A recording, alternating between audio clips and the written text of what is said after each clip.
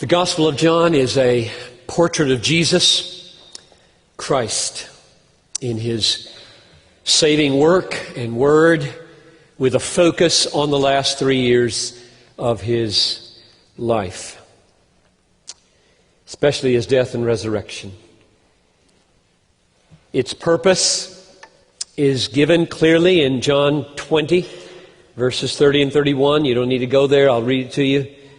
Now Jesus did many other signs in the presence of the disciples, which are not written in this book, but these are written that you may believe that Jesus is the Christ, that is the Messiah, the long hoped for one, the Son of God, and that believing you may have life in his name. So the book is written clearly to help people believe, to bring about faith. However, don't make the mistake of thinking that if you're a believer already, it's not for your soul.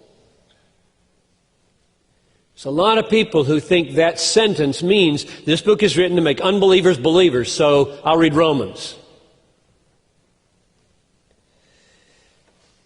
Listen to John 15:6. If anyone does not abide in me, he's thrown away like a branch and withers.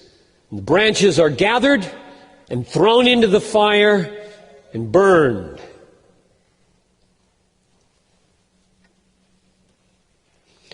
Listen to John 8:31. If you abide, remain in my word, you are truly my disciples. If you just take those two words, 15:6, 8:31, what's clear is that when John says, I'm writing these words that you might believe and have life, he means keep on believing as well as become a believer. Because if you stop believing, you were never saved. You will be picked out of that, gathered in a bundle, and thrown into the fire.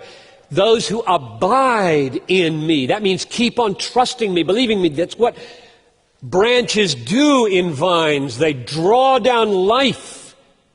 They trust the vine to give them what they need. They don't go looking for it on Wall Street, especially now. So, do not make the mistake of thinking, oh, John, that's the simple gospel for unbelievers, and I need meat. That is a colossal mistake. You talk about meat. When he says, these things are written so that you may believe, he means, John Piper, you get up in the morning and read this book, and I'll keep you a believer. You leave me and my word and think you can make it on your own without this word, you will perish forever.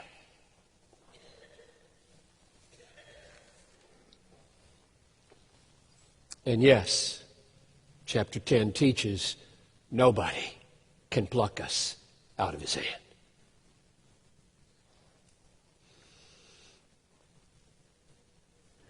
If you're his, you'll feed on his word.